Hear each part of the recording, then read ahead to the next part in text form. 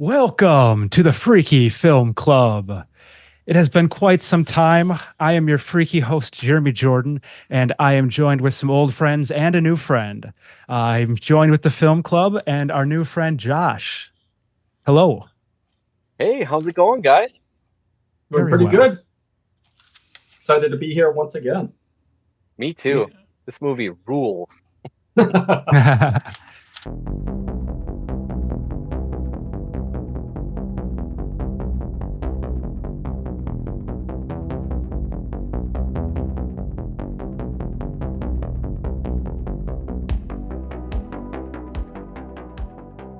Who has seen this film before and who has not?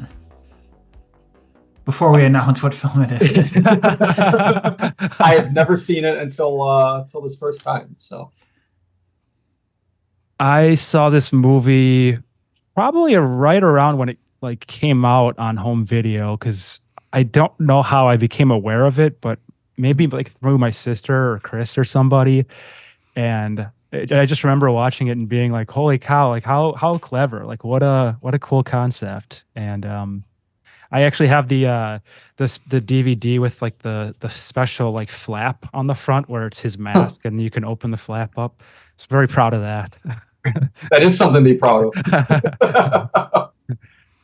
So yeah, this movie, the title is Behind the Mask, The Rise of Leslie Vernon. And I guess it's a play on the VH1 Behind the Music, that sort of thing. Sure. Are you guys aware of VH1 Behind the Music? Yes. Oh, yeah. I must have saw it on through the when Netflix was doing the discs, or back when I used to do the discs, like probably like 2000, probably I probably saw this in like 2007 or something like that, or maybe 2008. And I've seen it every couple of years. I'll rewatch it. So, Mike, how about you? What, for the behind the music? No, have you seen this film before? Oh, no. And I really hadn't heard of it until you told us about it when you gave us the DVDs.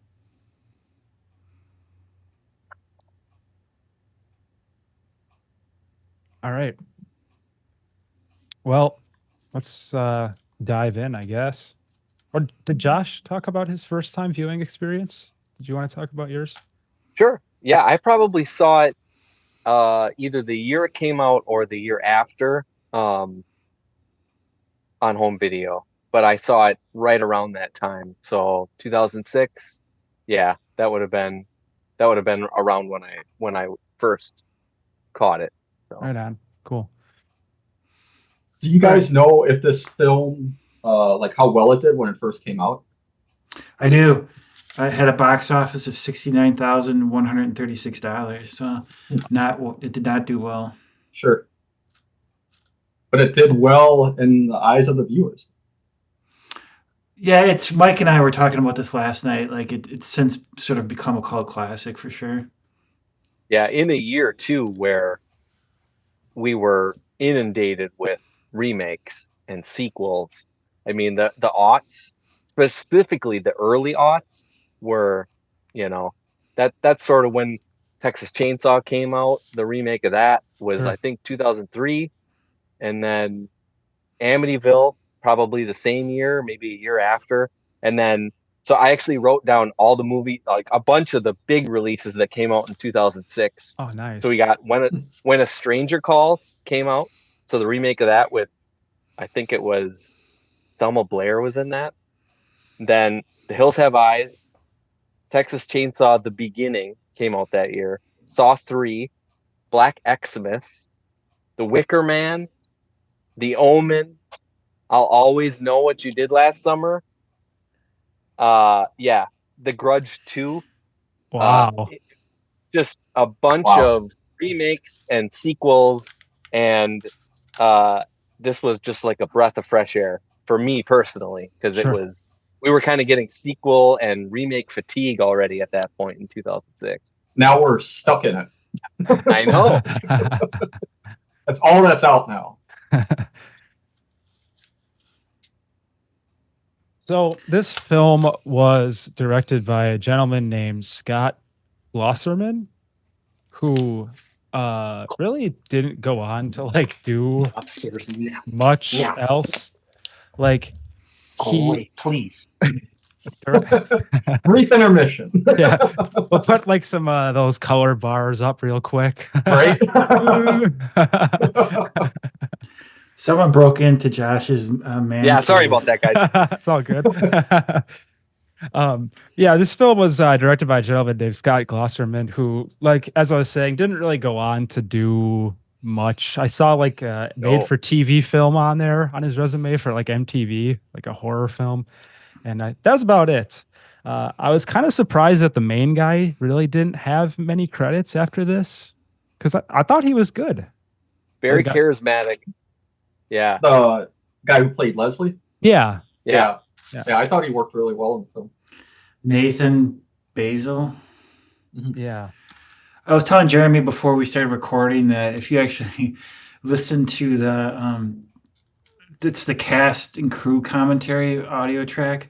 It's one of the most annoying things you'll ever listen to. It's just, like they're completely like just sort of like really pretentious Hollywood, and they think that they've just made the greatest thing in the world, but.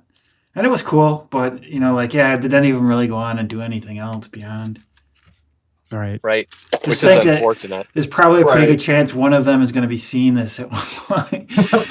They better. Okay. Shout out. And they're going to be like, "Who's that dick? What is That's he ever funny, done?" like it.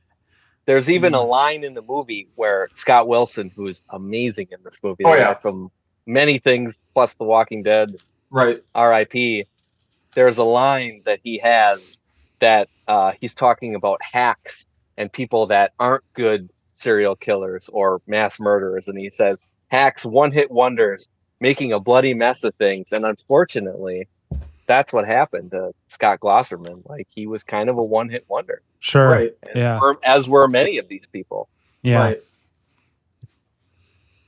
So let's dive into the movie here. We'll get into the main meat of things here. The film takes place in Glen Echo, and it starts out with you see a waitress taking out the trash, and you're kind of getting a lot of build up here. You never really know what's going on quite yet, and it's just kind of a quick sequence just to set things up and the credits roll, and then we kind of jump to the news report, which is awesome because they cover all the main towns from major slashers, and we get the cameo from Kane Hodder.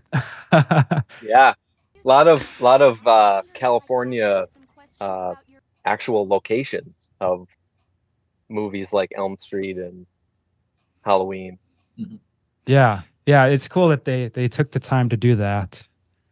And So who they is actually King get these- Hodder in this? Because I saw his name in the credits, but I don't remember seeing him. He walks into the Elm Street house. Oh, He's kind of like a cranky, like, get off my lawn cameo real quick. I mean, I like how they brought up those really popular killers because people all at that time, like, you all know who they are. So you do that to draw the audience in with your new character. So Sure. I thought that worked out really well. Yeah. And they go on to talk about the legend. So 20 years ago at the abandoned farm, the town, they murdered the boy. And then the cameras stop rolling and we meet Leslie Vernon, who is being interviewed and kind of followed around by a student documentary film crew. None other than I want to make a comment here. Go ahead, Mike. When Taylor, the reporter, when they came to their town in Maryland, did you guys see the Red Rabbit Lounge sign? Mm-mm. I I did. probably have to watch that again. I think I missed it the first time. Do you know what didn't that's catch it on- referring to? Yeah, that's from Halloween. Yeah. Oh, that's so I didn't catch it this viewing, but I had made that connection previously. That's funny that you say that.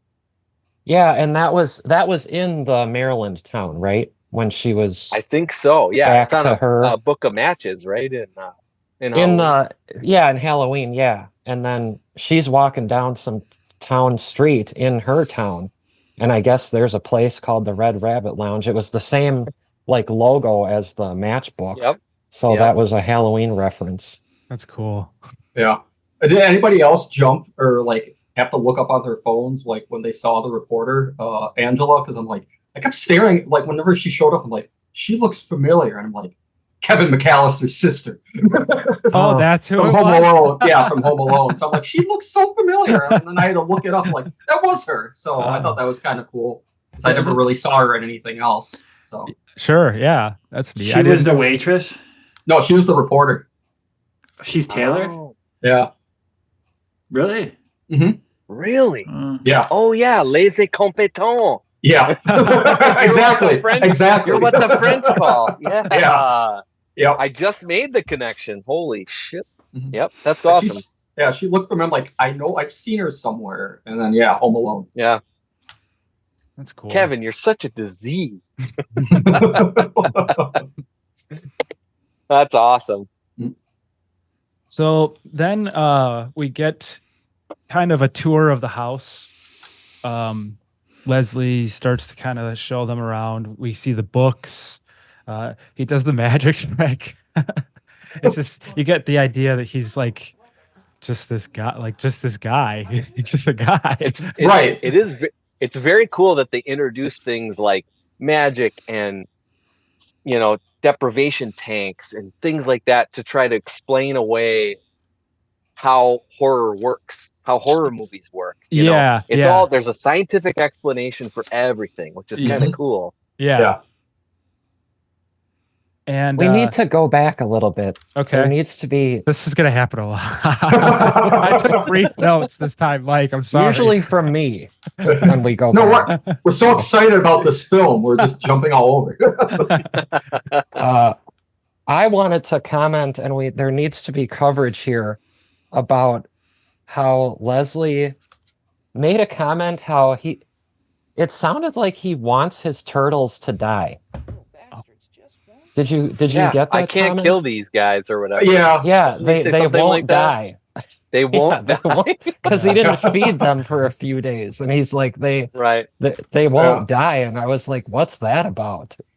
But he seemed to care about them. He's he picked them up and he introduced them to Taylor and the camera people, but then he made a weird comment. He said that's kind of a. Oh, sorry. Go ahead. He just said that at the end, he's like, something like, I only keep pets that I can eat. Oh, yeah. So I didn't get, like, does he like them or does he not like them? I didn't get that. Yeah. He kind of got a love-hate relationship with who ends up being the final girl as well. Not to jump, like, way too far ahead, but there's kind of weird romantic things to it. And overtones of that nature where he's trying to kill this person, but he also kind of cares for this person. So maybe there's a little bit of that carries through with this creature that he keeps in this cage that, he loves it, but he's also trying to kill it. So that kind of motif actually carries through the whole movie. Just kind of cool. Yeah. Yeah, you can even say that with Halloween as well. Sure. True. All right. So then after the house tour, we get the interview, and basically her objective is to find, she wants to know why and how, but he's kind of like, don't be silly. I'm trying to tell you how. I'm here to tell you how. Like, and they go to his old house, which he explains to her why. I think at this point why that he doesn't use it, like in like the history of it, like it's been rented out at one point, and now there's just like a local cop that watches it. And the reason he doesn't use it obviously is because like he doesn't want to live in the town. He's like, obviously I wouldn't be out in the front lawn mowing the lawn or whatever. And did they So- throw him off a waterfall or something like that? Oh, Yeah, sure, yeah, it was a waterfall. Yeah, I wouldn't go back either. Yeah. Somebody threw me off a waterfall. What the heck? Did anyone get major Heather Donahue vibes from Taylor in the beginning of the movie? I get a lot of, she's hosting this documentary and, you know, I have to see this documentary through to the end. It feels a little Blair Witch-ish, which is funny because Blair Witch is also a mockumentary, which this is, Right. and a found footage. This is not necessarily found footage, but you know, there is a little bit of a similarity there where she's kind of a perfectionist, somebody who's trying to see this pet project through. And I Sure. saw similarities between her and Taylor. See that for sure. Yeah. Yeah, is it the type A personality? For sure. Is it- So then they also go look at the orchard. Gives her a tour of that. Don't really know if anything like too big happens there. I think they just kind of look at it. The next day is really funny. There's a great scene because he's practicing cardio, and that's a great point. I mean, it's just like, of course, the trope of like always running away, covering so much ground. I mean, yeah. You got to stay in Again. shape if you're chasing people. Explaining it away with science. Like, Yeah. I got It all I gotta makes keep up sense. with them. Yeah, but I can't look like I'm running. Yeah. So that was an excellent scene. I'm just trying to picture like Freddy and all them like doing like push-ups and lifting weights just before they're going after their victims now. So Yeah. even Ghostface, it's like, whoa, what the heck? I rewatched our recording of Texas Chainsaw Massacre, and it was funny when we brought up the point that Leatherface always seems to be, you know, an inch behind all of his victims, even though he's massively overweight and I was gonna say he's he's carrying a very huge portly. chainsaw. Yeah. Yeah. So we Jeremy, you coined it the Leatherface diet. Perfect. So then they go look for a target group, which this is just kind of an example, which the reporter would later find out. Like these aren't really the actual targets because he's already picked out his target. But he kind of just shows her what he would do. And he's like, you know, you go after this person. You definitely go after these people. He shows like a bunch of stoners and like people struggling to get up a hill. I mean, easy targets, I guess. Yeah. Yeah, he talks about a survivor girl, and he calls it an industry term, which I thought was really a funny line. Can you elaborate on what a survivor girl is? So I always kind of heard it referred to as like the final girl, like someone who, you know, the girl who kind of ends up in the showdown at the end of a slasher, the usually the virgin. I mean, if I'm missing anything else, feel free to jump in. Supposedly, I mean, a lot of this started with John Carpenter and Jamie Lee Curtis, and supposedly this was not his agenda at all. Like, I've heard interviews with John Carpenter where he's like, the sex angle and all that stuff, he's like, we didn't think about that at all. I mean, Jamie Lee Curtis was just the girl who paid attention Sure. and kept her head on a swivel and knew what was going on, essentially. Yeah. And this sort of mythos was born out of that movie and Friday the 13th and all these movies that sort of mixed the sex angle with the violence and stuff like that. But it sort of became this thing. And I don't think it was originally intended to be that, but It probably wasn't at first, yeah. no. That's interesting. So every Friday the 13th has a final girl except part 4. Oof. Yeah, there's a final boy, right?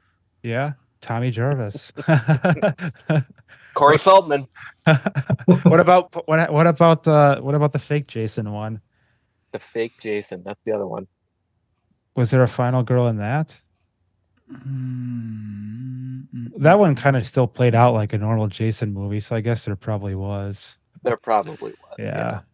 I did notice when I don't want to get ahead, but when certain sequences happen towards the end, they very much seem to mimic Friday the 13th Part 3 with as far as the barn sequences. Yeah. I was picking up on that vibe a lot too, for sure.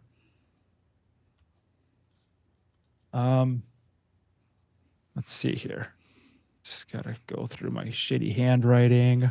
Oh, yes. So then after they are done scouting the fake targets, they go to the diner for Kelly, and they demonstrate he kind of shows the reporter the door trick with the brick and how he's already he has it prepared with fishing line. Yeah. Very strong. Just another it's horror thing. I think Just it's like cool too to note that the film keeps jumping between a traditional film on film to the mockumentary, the Right. documentary footage, and it keeps jumping. It starts with actual footage, and it keeps jumping back and forth, which actually makes the flip in the third act to a straight film not so jarring, because we've seen bits and pieces of this as a film, and we just keep seeing like little glimpses of behind the scenes and just like B-roll footage and them sort of chit-chatting and filming in between, but it keeps going back to a film. And this is another sequence where we see the beginning of the film again. Sure. We see that door sequence that we've seen before. So the Scott Glosserman keeps showing us, I'm gonna show you a film eventually. I'm showing you bits and pieces of a film. Yeah. You'll see the film at the end, but it's masterfully done how he just shows us bits and pieces of it, and then third act finale, it's like now we're just watching a movie, Right. which is pretty cool. Yeah. I was going to say in that moment, I wanted to know what people thought about this, because I started to question Taylor as a character in that scene, because I questioned her ethics, because she was the one who pulled the brick, Pulled right? the brick. He asked her to Yep. do that. And generally, when you're a documentarian, you don't participate in the subject that you're filming. You don't help them. You don't become part of the action. And I also thought that think was about- interesting she did that. And also think he already knows she's the final girl, and he's getting her involved in this stuff. It's interesting to think about on a rewatch. Yeah. I kind of toying with her. Yeah. Yeah, I kind of got that, like, pretty much at that point, like, is he pretty much using Angela for pretty much, like, tricking her, but in the end, that she's actually the final girl who he's going to be truly after. He's just using the other girl as, like, a decoy just to get in her head, Angela's head, where she's going to be the real victim. I wanted to ask, did anybody recognize the Kelly actress from something else? I did not. I don't know her name. I didn't look it up, but Her thought. What is her name? Kate Miner. Kate Miner. Okay. Does anybody know, or does anybody remember? I think she was in Drake and Josh. I never Do you really remember watched that. Derek Drake, or Jeremy? Drake and Josh was ending, or it was on like the last few seasons at that point. So I wouldn't doubt it. It would be the same time. I think she played like a really smart girl that Drake liked, but she was like too smart for him. You don't remember that? Jeremy, you didn't watch that show? Not really. No. I mean, I'm aware of it, but let's look at our handy dandy IMDb. if that's the case, it'd be like one of the most impressive resumes of the people so far in this that film. She was in a Drake and Josh. I'm impressed by that. Mike, she was in a episode of Drake and Josh back in 2004. Actually, the sister from Home Alone is the most impressive so far. That is the most impressive. Yeah. To me. That threw me. Did not know that. So, but like the fact that you remembered her specifically from Drake and Josh from like episodes so long ago, kudos to you. Well, I actually just watched it last week. Oh, really? No, I didn't. Okay. But that is, well, that's one of my favorite shows from being a kid. Yeah. So, This and film, she looked familiar because that was right around that same time. Right. Yeah, I was gonna say this film was shot in November of 2004. So yeah, right at the same time. Yeah. Mm-hmm. Wow. One episode, so she must have did that in between. So, Yeah. Cool. And you guys are probably getting to it, but Zelda Rubinstein Yes. was phenomenal in this tiny role that she had, but great. And her final role, right? I think this was her Final last. role, yep. Yeah. She went out with a bang. Yeah. Doing more exposition, just like in Poltergeist, but nobody did it better, man. Yeah. Nobody did it better. Yeah. But yeah, so there's a great part after the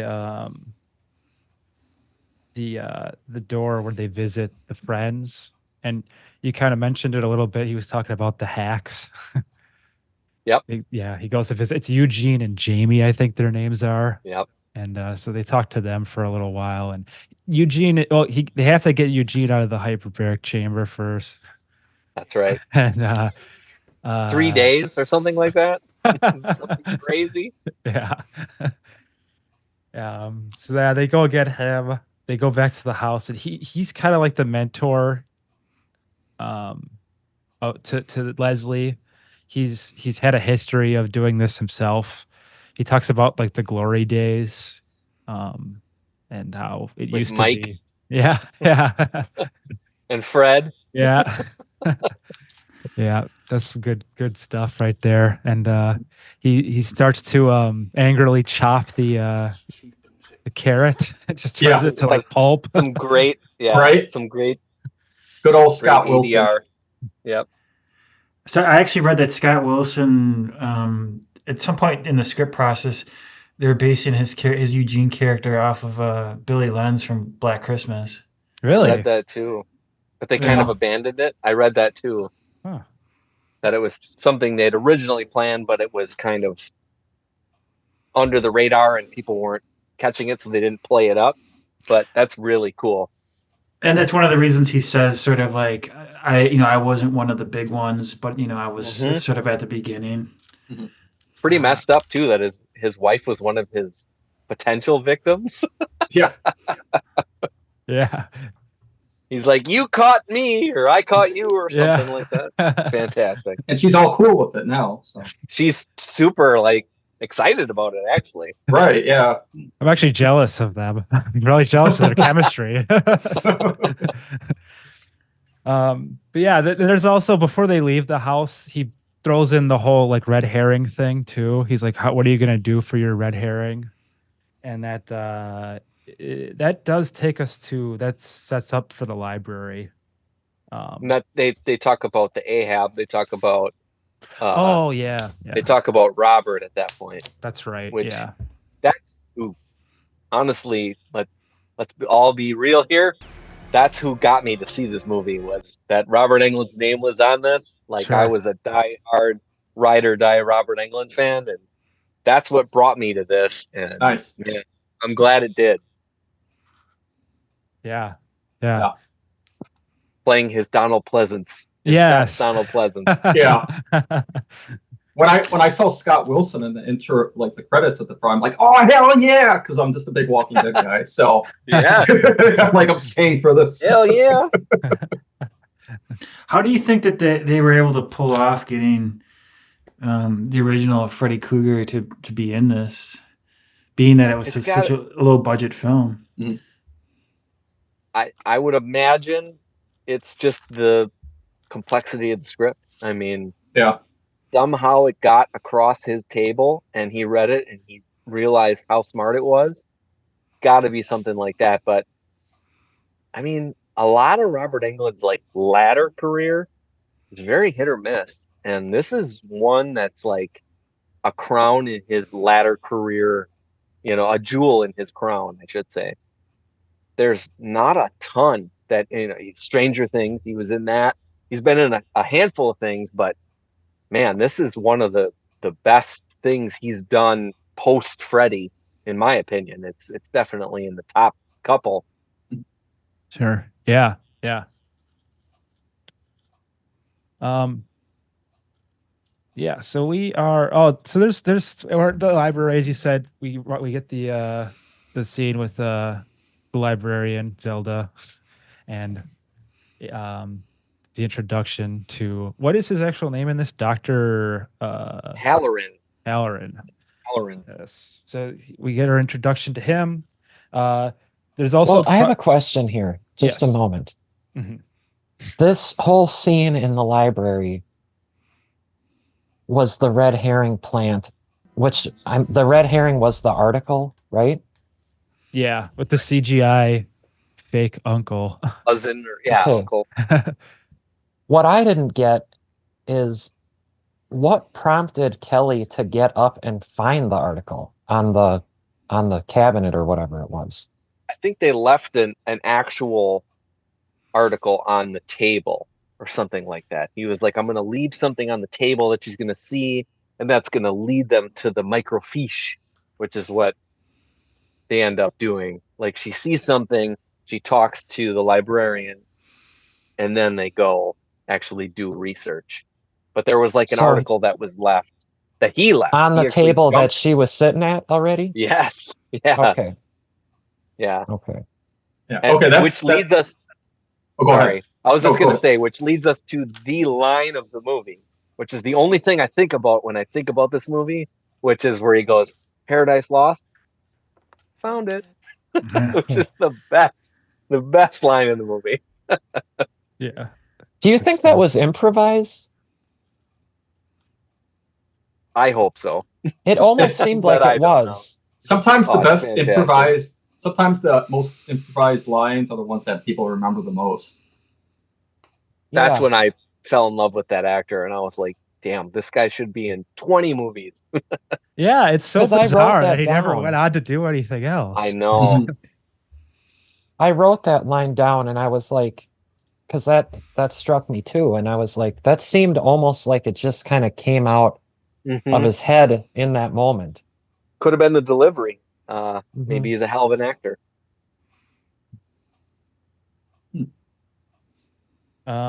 So then after the library scene, Taylor and her crew go to the diner and they're confronted by Dr. Halloran. He's like, why are you following this girl? And like, why are you filming in here? And they find out the real background on Leslie from the doctor. And it turns out his last name he's not actually Leslie Vernon. I don't remember what his real last name was, but Mancuso. oh, there you go. So that freaks him out, obviously. I mean, they're like, okay, what the hell's going on? So then they go to confront. Well, he's waiting right outside right away, and they go to confront him, and he gets aggressive, and he's like, you're free to go if you want. Like, you can get the hell out of here, or you continue with this if you want to. I'll say he gets more than aggressive too. I mean, he choked Taylor, Yeah. pushed her against the van.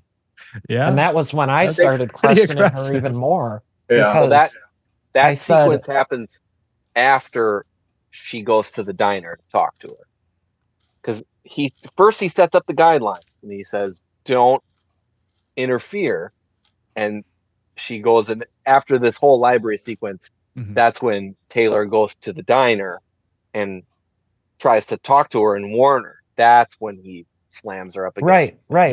Yeah. Very And that's- dangerous scene. Yeah. Feels That's- dangerous.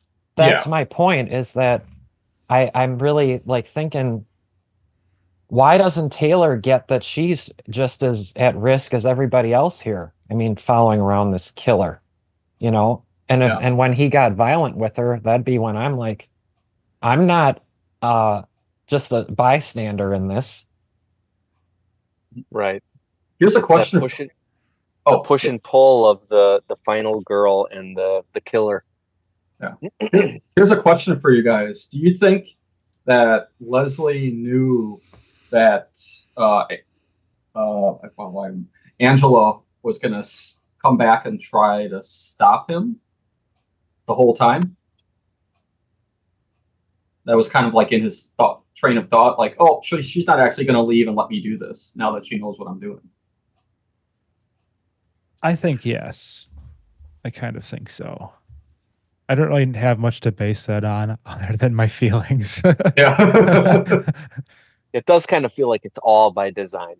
Mm-hmm. Well, when he confronted her at the diner, was he just happened to be there? So was he following her too? I don't remember how that all went. They don't really show you, but he must have been. Yeah, he was just there. Yeah. Yep. Yeah. And he keeps warning her, you can be done. If you don't want to do this, you can go. And she just can't turn away from it. She needs to see it through. And then when murders actually start happening, they're like, we got to get the hell out of here. And then it's too late. Yeah. It's too late. Yeah. Can we they're just not clarify really sure if he can really do it. Real quick here? What was the way that they found each other? Did he find her or did she find him? I don't think it's spelled out. Oh, okay. I don't think off the top of my head. I think wasn't he looking for somebody to kind of document what he was doing? That I can't remember. I'm not sure. I don't think it starts as her documentary. Yeah. Talking about the legend and finding him because he is supposedly in hiding. So I think she finds him. Okay. But I would think that she found him because at the beginning of the film, she goes to his house. And so how would she know where his house was if she hadn't already contacted him? But he's also maybe an escaped mental patient. So who knows? Yeah. So after the that van sequence, they go back to where this is all going to go down. And he starts to explain. Well, actually, he does tell her like a bit of the actual story. He kind of says like, well, he fills her in on almost everything, right? He tells her that he was escaped and he's being chased by the doctor, and so yeah. And then he continues to explain the plan and like the layout of the house and how he sabotaged his things in different ways. And I thought this was excellent. This whole sequence is really cool. How it's like kind of cutting back and forth between them actually being in the house and then like still going back to explain the plan. And they just think of everything, like change the dead batteries and the flashlights, the switch to kill the power. The window thing I thought was really funny because he's like, they always only just break the top floor windows for some reason. True. Cutting the branches. Yeah. Can I pull a mic here and go back to a point that I think we might have glossed over? Sure. Eugene, when they're at Eugene's, he states the reason why they do what they do. Can we talk about that for a second? Sure. Yeah. So who wants to answer that question?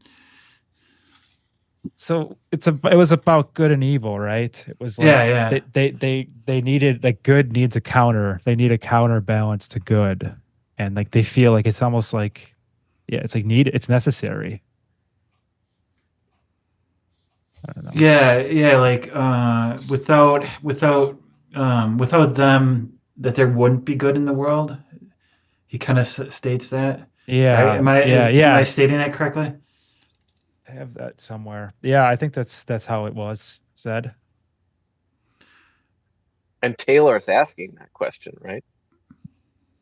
Like she's the one positing the question because she's crafting this documentary. For them to sacrifice by acting as evil to counter and even bring out the good within the world. Yep. So yeah, he's talking about, at this point, we don't know it's her. We think it's this other actress who was in, what show was it? Drake and Josh. Drake and Josh, yeah. Drake and Josh. Yes, she needs a break from that show to be the final girl in this movie. Unfortunately, that doesn't happen. But yeah, I think that's what he's talking about, is pulling her out of her shell, making her become a woman, become a fully realized person by pushing her to the edge and making her defend herself and ultimately destroy him. Sure. So Or something like that. Yeah, that works.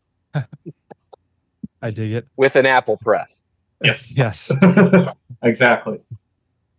So another thing too, I should point out about he's explaining everything, is he also talks about the closet. I forgot to mention that. I kind of glossed over that. Is she asks, like, why don't you just pull people right out of the closet if they go right in? And he's like, it's like a sacred place. Yep. Yeah. The It's like call the to womb. Halloween. Mm. Call I to Jamie Lee Curtis hiding in the closet. Yeah, that specific scene, Jamie Lee Curtis hiding in a closet.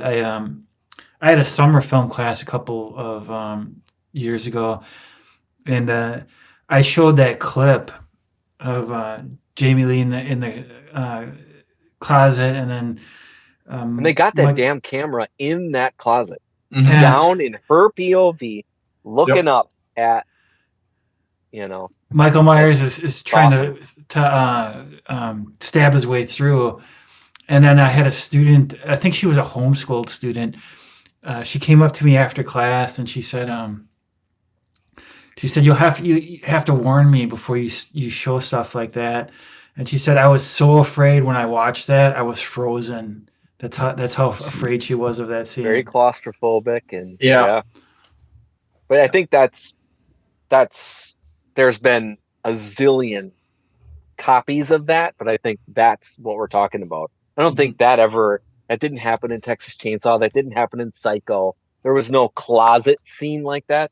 So I think we're directly talking about Carpenter's Halloween in that speech that he makes. Right. Yannick, I think he says. Yes. The opposite. Yeah. Alec. Yes. And they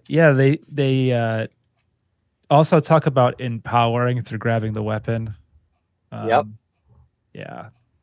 They Also Jamie Lee Curtis. yes. I mean, we want to get real deal Holyfield about it. I mean, she stabs him in the eye with a coat hanger, and then she gets the knife, I think, right?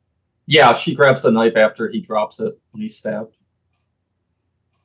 And also during the same part, he talks about how he pre-cut all the weapons, which is another interesting horror thing. Yep.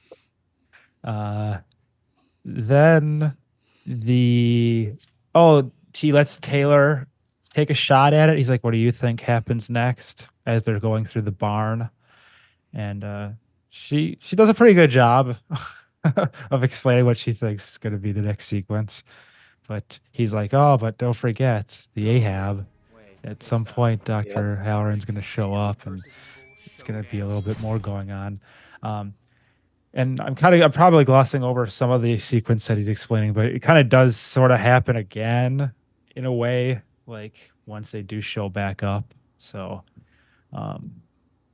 but yeah, I mean, it's a really cool. Anything else anyone wants to add about this part at all? I mean, I thought it was interesting. I can. I feel like I'm talking too much. I apologize. Not at all. No, you're good. We want your insight. But not a lot of movies lay out how the third act is going to go. And this movie kind of does that. And it's like, this is what's going to happen at the end of the movie. And I was thinking about it, and I was like, there's a couple like heist movies, like The Score is one with Edward Norton. I don't know if you guys have seen that. Or The Sting is another super famous version of that. But basically, what both of those movies do and this movie is they set up a finale. They tell you what's going to happen and then purposely do something completely different. So they pull the rug out from under you by saying, this is what I plan to do at the end of this film. And then none of that happens. Well, some of it happens, but you know, it surprises. It gives it way for like surprises to happen. Yeah. Very, very well done. Very cool to see. And it's his enthusiasm throughout this is really like what helps with a lot of it too for me. I think it's like just so great that his love, his passion for what he's doing. It's very high energy character. Yeah. I have one question for you guys, for people who first have only seen this recently. By this point in the film, did you already know that Taylor was the final girl? Or did anybody kind of get like that moment?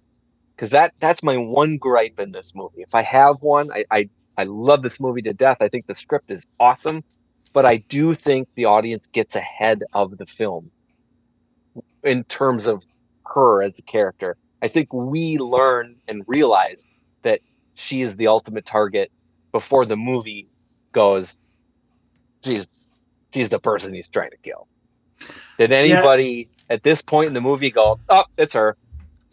I would agree with that, in just that the person they set up as the survivor girl isn't in very many scenes, and so it just kind of gives you the idea that like this isn't the last character. It can't. But be. Even after we see her having sex in all these sequences, they still don't say it. And then it's not until the point with like her cameraman or something like that is like, oh my God, is it you?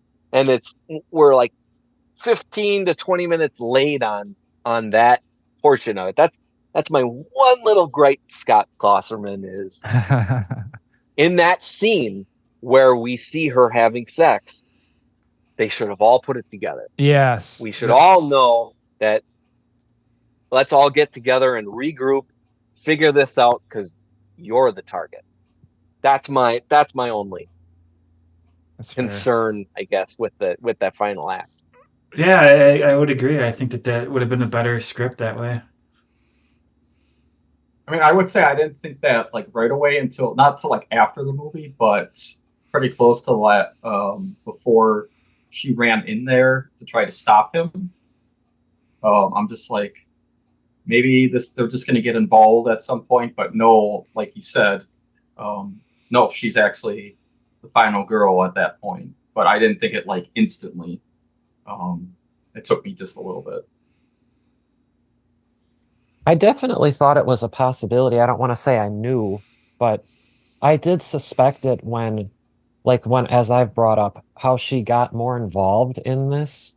I figured, well, she's getting involved, so, it's possible that this really could be about her now. Mm-hmm. It's such a great bait and switch. I mean, it's great. It's just fantastic. It's the linchpin of the movie. I mean, the gimmick of the mockumentary and everything is great, but the fact that there's this big cowboy switch at the end, I think, is what really kind of elevates it above some of the other postmodern horror stuff that we got around this time. It's Scream-esque, if you will. Like in Scream, horror is a real thing, and Freddy and Jason, they're characters in movies that they're aware of, but in this movie, Freddy and Jason are real people. Yeah. So it's taking it one step further, which is pretty cool. Yeah. Yeah. So before we get to like the big climax, big showdown, final show, he gets a pep talk from Eugene and Jamie. They kind of show up to like give him like, well, rah rah, like it's your big moment. And also before that, I should say there's that great line with the apple press, which he's like, making apples, silly, or whatever. I can't remember exactly. Push him down and juice comes out. Yeah. Oh yeah. Yeah. But yeah, so after he gets kind of like hyped up from his friends, and then he starts prepping with the Vaseline makeup mixture and the flame retardant mix on his face. He looks like the I Like Turtles kid from the internet video. What did you guys think of the makeup. mask? The actual behind the mask. I thought it was nice, simple, Yeah. effective, Yeah. but very plain, almost like a riff on Michael Myers' mask of it's just this round thing. I thought it was cool. Yeah. Yeah. Like you said, it was simple. It was simple enough to make somebody jump, especially if they saw it like in the dark or just somebody hold them and then seeing just one figure there with that face. Yeah.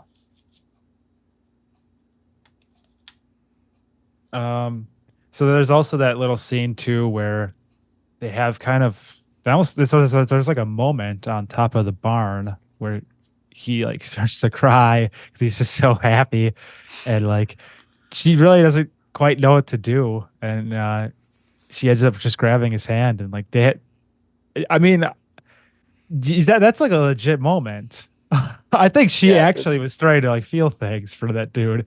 Yeah. This is the emotional moment I was talking about. It's push and pull between Final Girl and Killer, where it's like Heather Langenkamp and Freddy Krueger, or Jamie Lee Curtis and Michael Myers. There's this weird sexual tension in these movies that I don't know why it's there, but it's there. And they actually call it out in this movie where they're holding hands. It's cool. Yeah. And so now we get into like the meat of it here. No pun intended. Yeah. I see what you did there. So they're all kind of sitting in a side room in the dark, waiting for everyone. Well, the two teens to come upstairs, because at this point everyone has arrived and they're getting all liquored up downstairs. The film crew is in a room. Leslie pops in through a window, and he's all jacked up. He's like, "All right, we're gonna do it. It's gonna happen." And they enter the room, start having sex. He goes in there, and it's real now. And she's like, "Oh shit!" He's actually doing this. Oh no. So, yeah. I mean, there's also even the line of like, should we film this? Like, what do we do? Like, how far do we even take this at this point now? Like, it's setting in, and Leslie realizes this, and he immediately like takes them out of the house. He's like, "All right, just go, just get out of here. Like, I tried to warn you, like, so knew this was gonna happen," and they say their goodbyes. They actually do kind of like have their like a bit of like an emotional goodbye, and Leslie takes off. They film the house one last time. And the lights cut out. yeah, it's great timing. And then she starts to have like that, like, okay, we got to go back. That final girl instinct. Yes. Yeah. Yes. And this is where they decide, like she decides that, and convinces them to come with her because she throws in the line about the balls. She just had to do that. She had to emasculate them. Could one of the reasons why that she wants to stop the murders is that she will be implicated if she ever releases this documentary? Oh, yeah. It's true. That's a good point. That's a good idea. Yeah, good point. If she's Are you saying that she said that, Damon, or are you just throwing that out there? I'm just as maybe one reason why she wants to stop this, because obviously as a filmmaker yourself. Because I mean, if they release it and like, oh, this guy actually killed people, we have video of it, and we're involved with him doing it now. Now we're in trouble. We're involved in this. Yeah, that they just walked away from a crime scene, basically. Right. Yeah. What was the line, Jeremy? I think you brought it up about the balls. What was the line? I don't remember that line. She's like, fine, you guys just stand out here holding your balls. Is that what she said? yeah, that's Yeah. right. Yeah, I Yeah. remember that. And now. the cameraman says, she had to Yeah. bring up the balls Yeah. or whatever. Yeah. Yeah. So then, yeah, that convinces them to come with, and they go into the living room to, well, first they talk to the stoners, and it's like, oh my god, it's taking forever. They ask where she's at, and it turns out she's actually upstairs having sex. So she's not a virgin at all.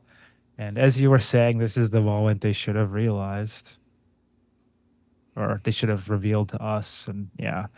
Well, how was it in terms of this reveal? To me, this was the biggest laugh in the movie when I saw that. I don't know how did She's swinging her everyone else- underwear like this. I'll be completely transparent about it. I didn't. I just figured, oh no, the narrative that Leslie set up is falling apart. I was completely taken in this moment. But my wife, when I tried to show her this movie, very smart, savvy movie watcher, was like, "Oh, that's her." But I just was lost. I was lost in it and loved it. Sure. Like Yeah. I'm pretty sure it- I was. Sorry. No, go ahead. I was gonna say I'm pretty sure I was in high school when I saw this because it was what 06, I think, when it was Yep. released. Yeah, so I would have been in high school. So I definitely was not aware of the reveal, and I was also probably like, "Ooh, movies." Yeah. So You that get was a pair in definitely this one. Yep. definitely was not aware of the reveal. I thought it was very clever at the time. Yeah. So yeah, we get back into panic mode. They go back downstairs and kind of like, well, do they kind of like talk about a plan now at this point? Is that where we're at? Are she like trying to convince everybody what's going on? And Yeah. Mhm. yeah, And they're saying, well, Leslie's doing this. He's supposed to kill this person at this point, and we'll change up the plan at this point. We'll Yeah. go here. We'll do this. Yep. Sure, okay, yeah. When's the part where I don't know if you're getting to it already, but isn't this the part where they look out the window because she's trying to show him that he's out there, or show Mhm. them that he's out there? Mhm. And then that was my concern, is that she didn't seem too concerned that he was going to know that she's completely blowing up this whole plan.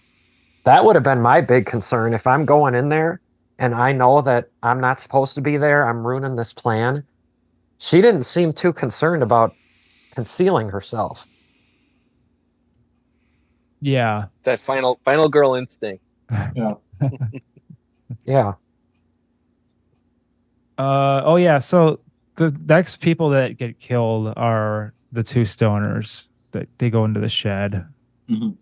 And then they find the two bodies in the van because they decide to try to escape in the van, but the van won't start.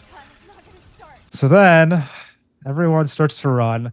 They all I kind would of just to bring up one point. I would have liked to have seen in this third act maybe just a slight revert back into the documentary style. And I thought maybe like when he's moving the bodies around, because you never see that in a horror film, the bodies being moved around. I thought that would have been pretty funny. Oh yeah, yeah. Yeah, that would have been a good take. Is So Josh still with us? Yeah, I'm still here. Sorry. Okay. Okay. We lost your video. I'll be right back. Leslie's got him. Oh no. So they all Well, next it was Todd, right? yeah. 'Cause I he like Todd. uses himself as like a distraction. Yeah. Did you Trying to guys get think Leslie that to follow him. Todd had Chris Farley energy. Hmm. A little bit, yeah. Yeah. the cameraman, especially the bigger one, kind of was like the cameraman in the original Scream? Yes. Yeah. That's Mike. That's your favorite guy from Scream. It is. What was his My name- name? I don't can't get remember. I don't get paid enough for this shit, guy. Yeah, my name's not Jesus. Yeah. What was Yeah. his name? I can't remember the character name. It was The Todd, cameraman. wasn't it? No, in the No, original in Scream. Scream. Oh, The camera guy. Can't think of it off the top of my head. Yeah, I don't know. I think I He's like great, when he though. was. I think Courtney Cox yells it at some point, but I Yeah. don't remember it. Yeah, We need to get a behind the scenes person on this show to look stuff up for us at I'm all doing that times. now. I mean, do you want me to? I have IMDb up, so I can look it up quick. I'll look it up right now. I think the Courtney Cox character is always sort of belittling him, and so she never really Yes. uses his name. Yeah, Oh, she used it. It was Kenny. Kenny. Yes, Kenny! Kenny. Yeah, yeah. Yeah. And he then I love dies, when- just like Kenny. That's just okay. True. Yeah, she says, I know you're about like 100, or not 100, like 50 pounds overweight, but when I Right. say move, that means Yeah. move your tub of lard ass. Move your now." fat tubular ass now. Yeah. So this part, I do have a question for you guys. So Todd, sorry. They're interchangeable at this point. Right. He runs away from the van. The van is not working. So Leslie accounted for this, obviously. Incapacitated the van. He takes off and he's like, Leslie, come on, chase me. He's trying to lure Leslie away. And he runs into the orchard. He gets stuck in the muck and the potentially blood ?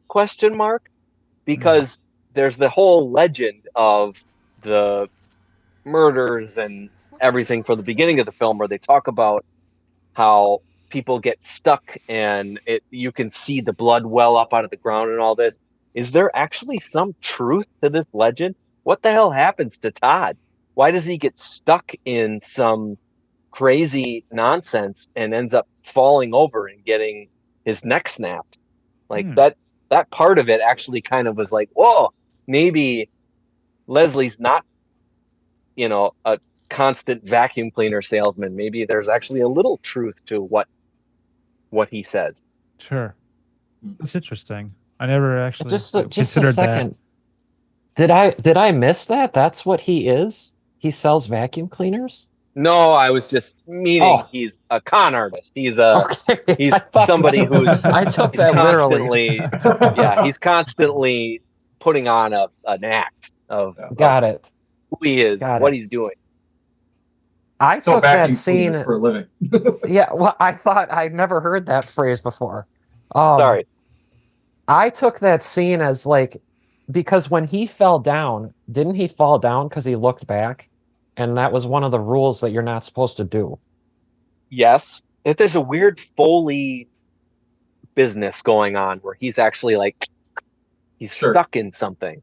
Yeah. And that's actually a callback to the beginning of the film where they talk about Right. some craziness that happens in the orchard on this night with, the legend of what this is. And we're led to believe at this point in the film that it's all nonsense. Like the Yeah. legend isn't really real, but maybe it is.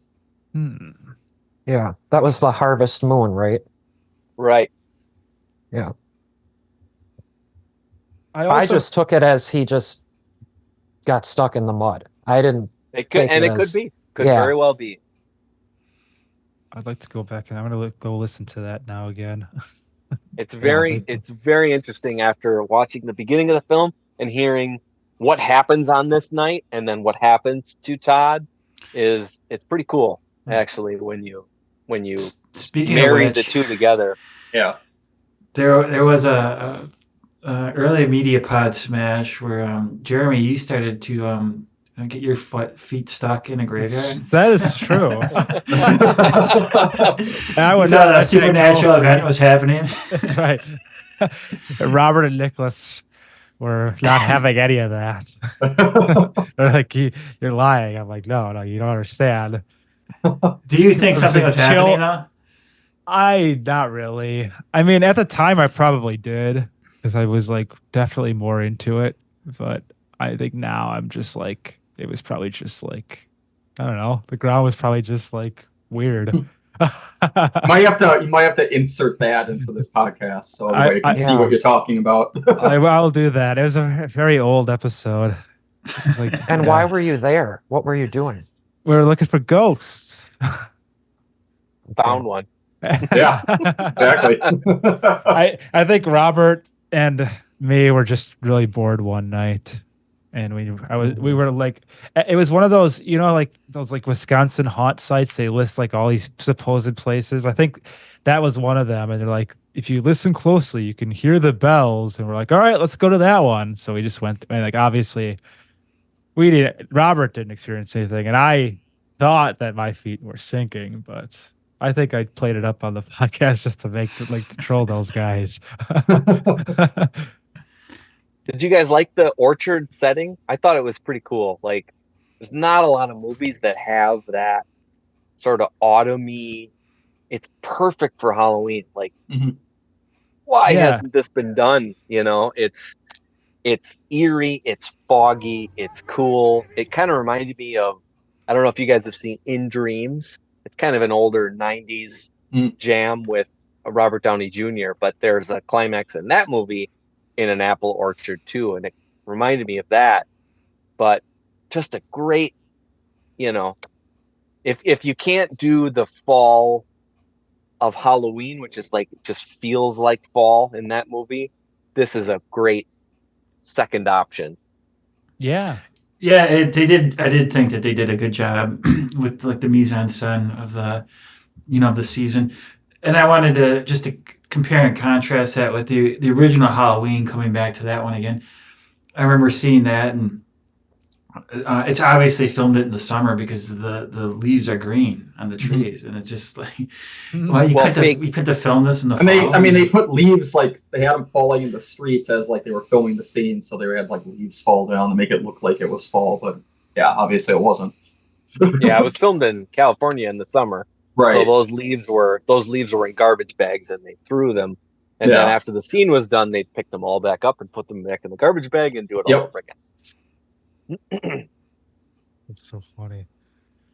I also forgot to mention earlier too that that at this point already Kelly went out the upstairs window, just like he said there she was gonna die, like, or how someone would die. Yeah, just breaking it and going right out. So she's dead too, along with Todd. Is that when they find out that she's the final girl? Because I feel like if you don't know it in the scene where she's having sex, this better be the time. I'm pretty sure. Dead now. Yeah. I think that's when they put it together. Yeah.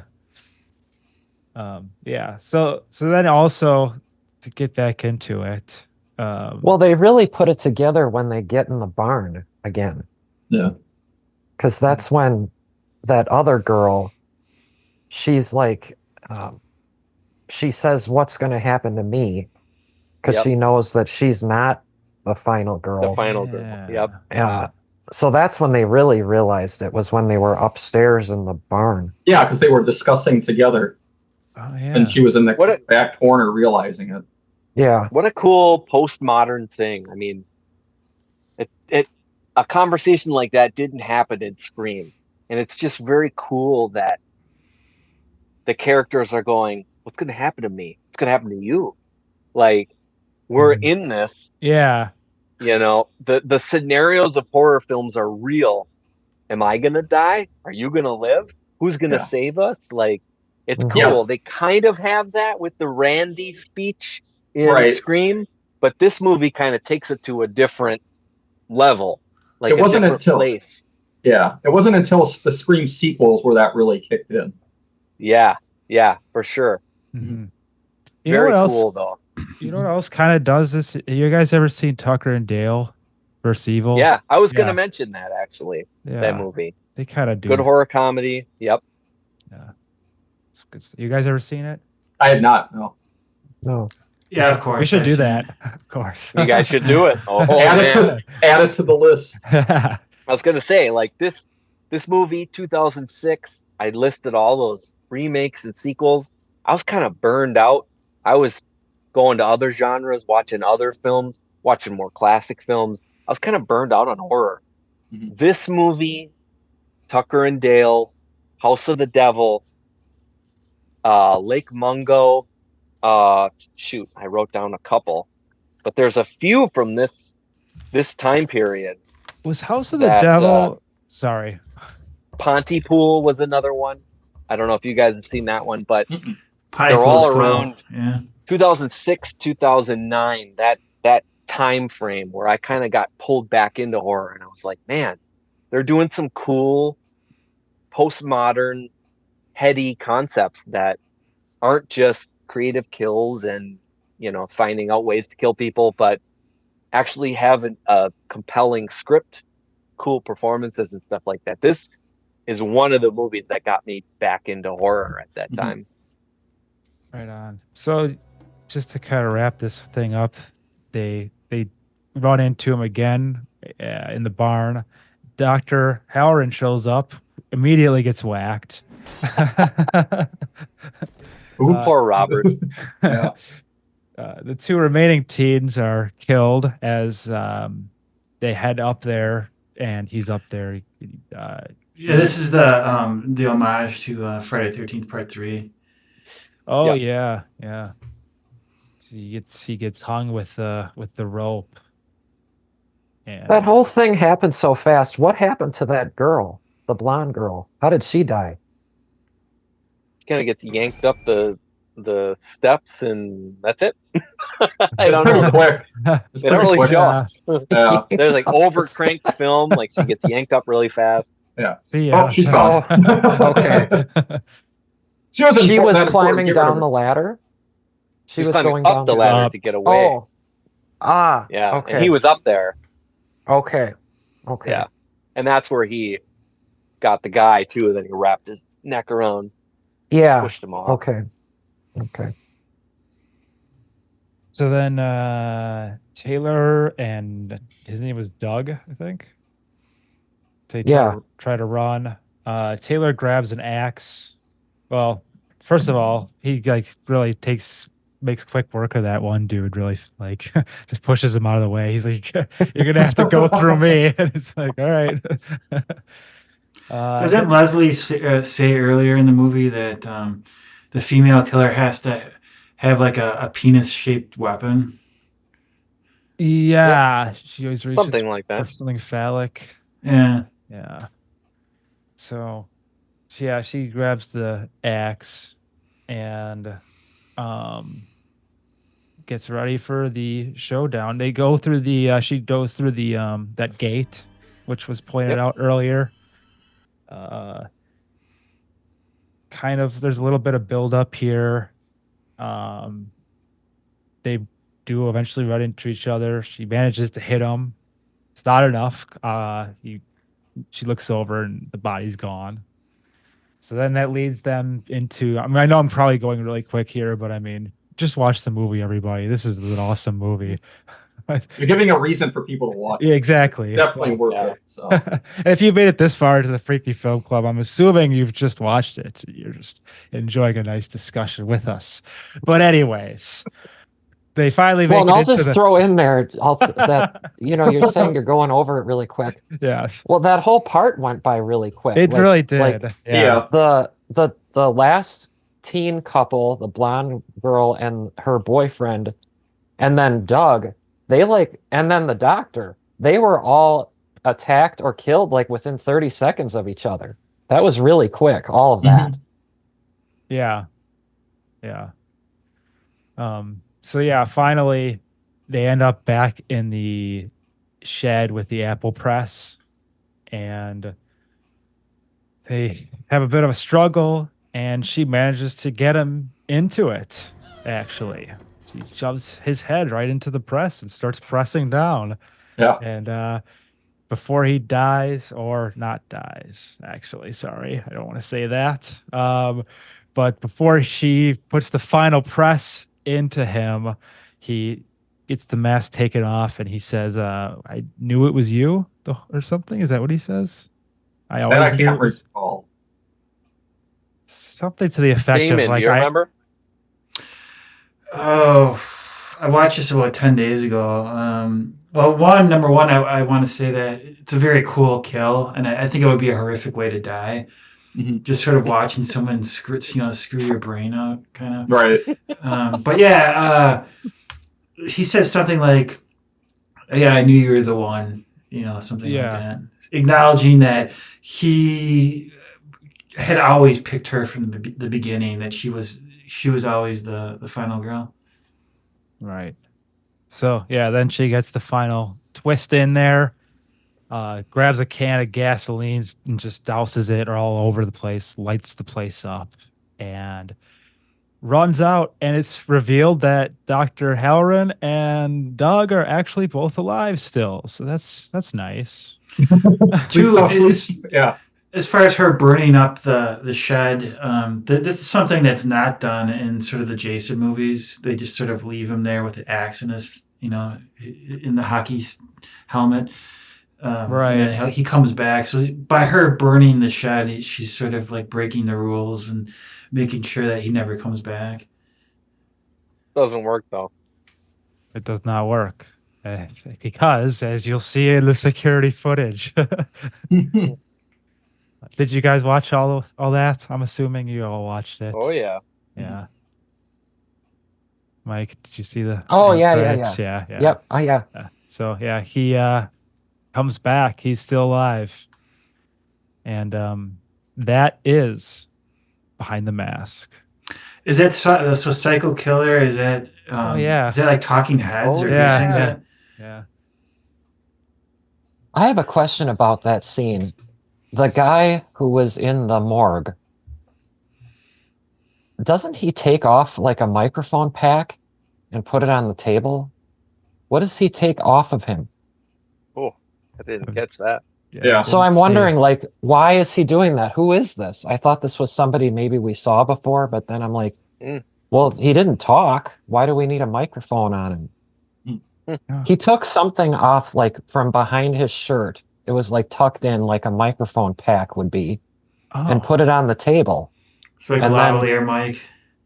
Shortly after that, then Leslie sat up from the table. Mhm. I didn't get that. I thought I wanted to ask you guys what you thought that was about. So you're saying that you think the person in the autopsy or in the room might have been a character from the film who was rigged up to do a documentary?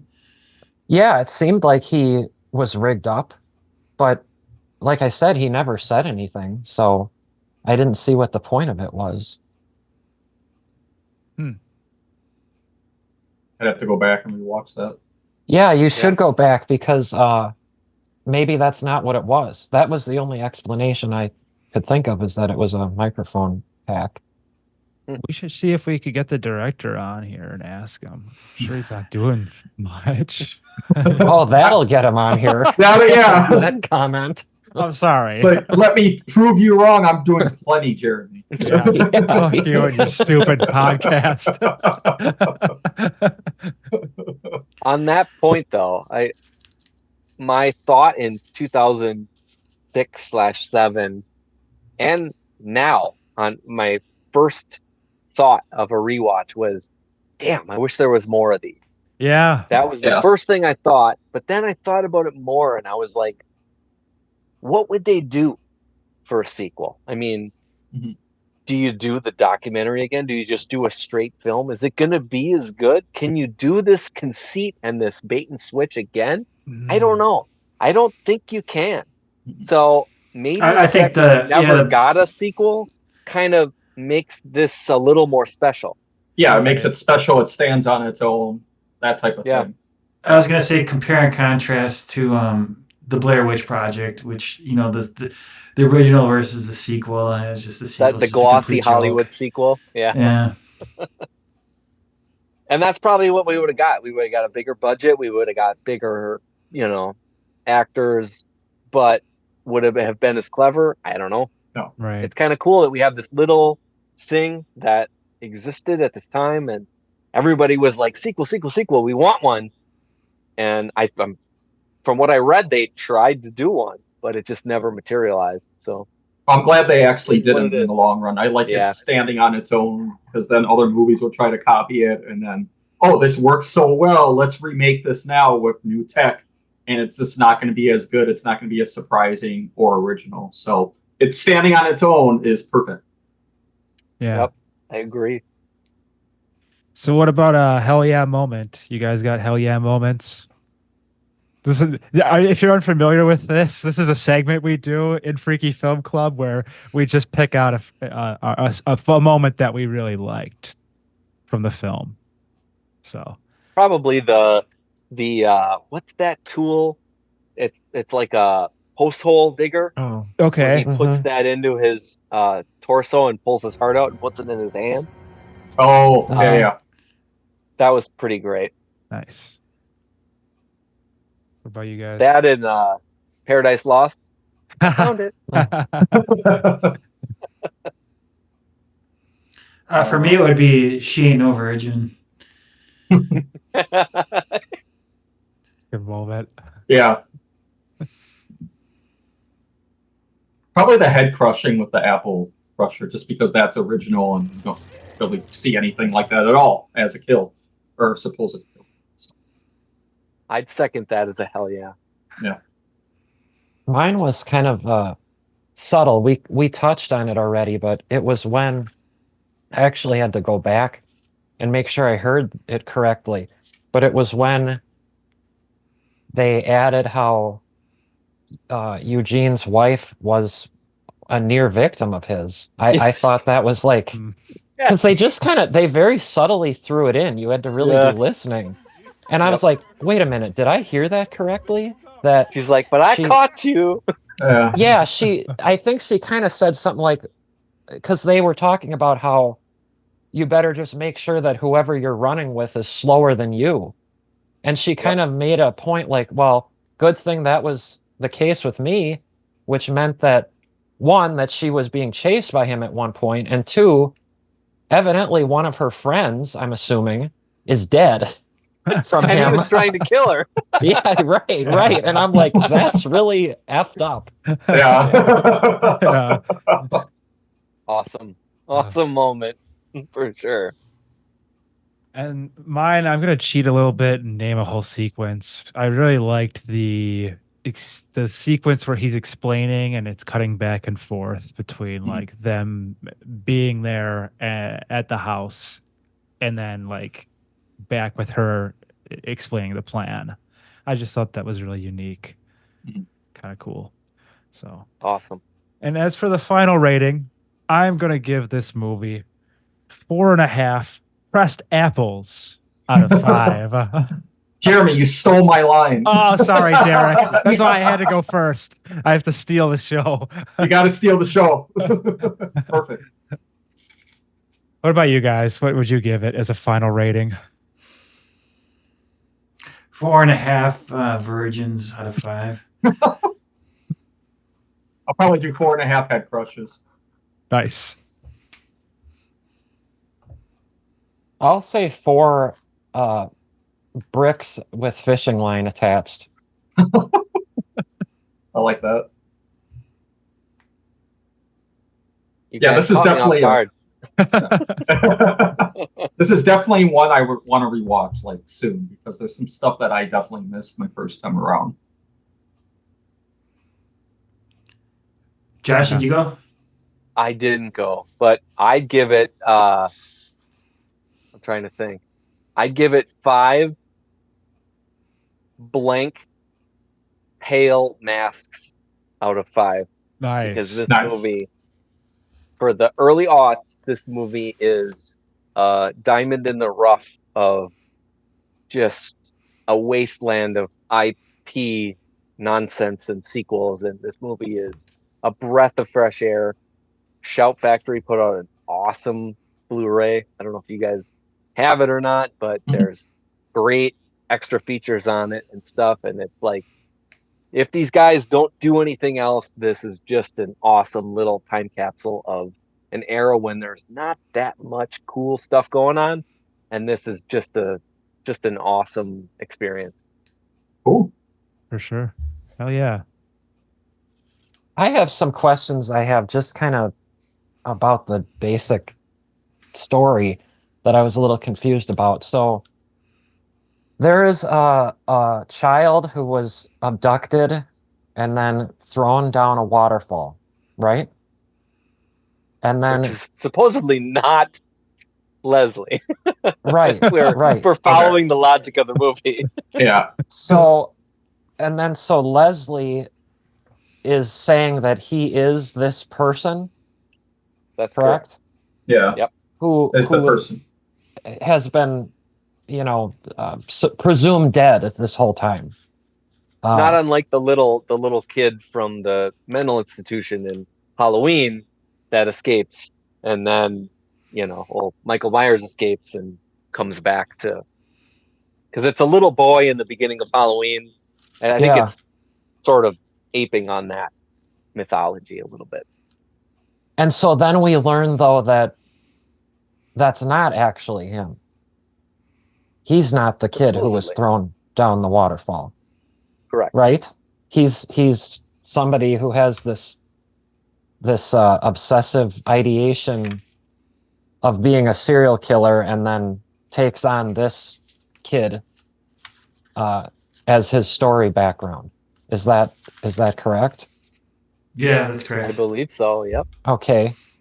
And then earlier, I just wanted to add this in there. We were talking about what motivates him to do this. And we said the whole good and evil thing. Mm-hmm. But then he also made a comment too. He was talking with Taylor at some point, and he said, well, Taylor, you chose to be a journalist, and this is what I'm choosing. Like, it's a career. The killing is a career. Mm-hmm. Like, so that's how I took it too, is that he just sees this as a job in some ways. Did you guys get that too? That this is his career? Yeah, I mean, Yeah. the segment when they go to meet Eugene, I think that's established. Yeah. So that's one thing I was a little confused about, because we were saying they go into the things like him preparing for what the kids are going to do in the house, like he breaks the branches and nails the windows and all that. Is that an explanation of the horror movies, or is that their actual explanation of this is what like people like Michael did when he was actually killing these people? Is it an explanation of the movies, or an explanation of like the way that they actually do things, like behind the scenes that we never saw? I think it's both. I think it's that real world example of like, we got to do our cardio because we can't look Mhm. like we're running, but we have to keep up with people. And then all of Yeah. the inexplicable things that happen in horror movies, people making dumb decisions or dumb things happening Yeah. to people. This movie's trying to explain all that, or most of that, away, to say, I nailed this shut, or I sawed Yeah. this off, or I took the spark plugs out. That's why the cars never start in movies. Like, I Yeah. think that's kind of what they're trying to say. Okay.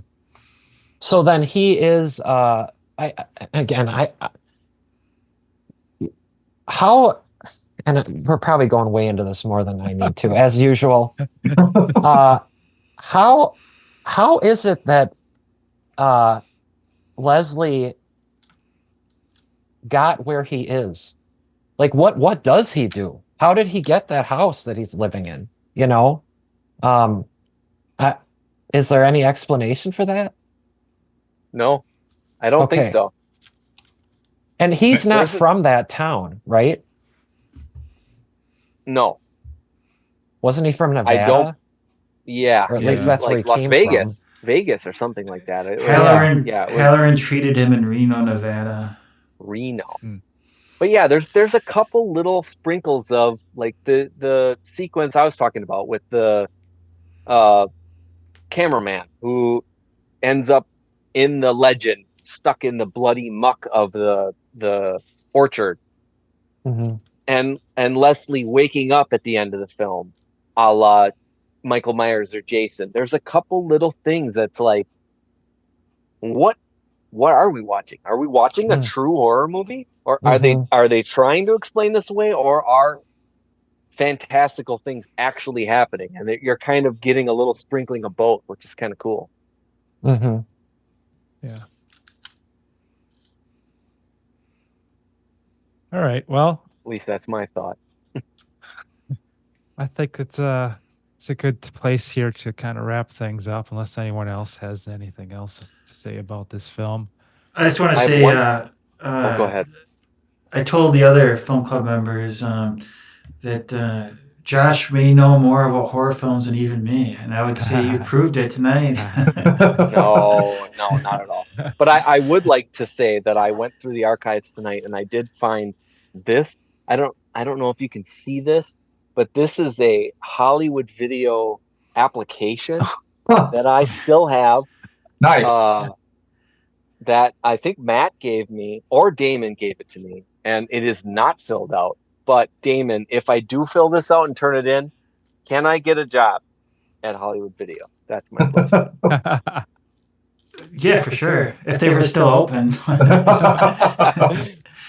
I didn't notice you have a family video background, so that might be a conflict there. That is a little conflict of interest. I apologize. Yeah. We didn't have porn. We didn't have porn at Hollywood Video, unlike Family Video. Not a problem. And the place is called Family Video. It wasn't Family Video. It was before. I think it was even before Blockbuster, because it's in Stranger Things. They work at Family 70s, Video. Yeah. It goes way back. Hey, some family. What'd you guys bring home tonight? Don't worry about it. Just sit down and watch. There was a guy who didn't speak English very well, and he came in one time, and he's like, do you know where the as movies are? The as, and I was thinking he was saying ass, but he was saying as in as good as it gets, like that Jack Nicholson movie. So he was trying to locate maybe as good as it gets or something. I thought he was saying ass, and I was just like, we don't have those movies here. Asses of Fire. Asses of Fire is right over there. But thank you guys for having me. For I sure. appreciate it. Anytime. It was great having you on here. Yeah, thanks for being part of it. It was nice meeting you all. Yeah, You as well. absolutely. Yeah. And as for the Freaky Film Club, I've been your host, Jeremy Jordan, and we hope you enjoyed this episode. Thanks everyone else for being on as well. As always. Goodbye. Thank you. See you next time.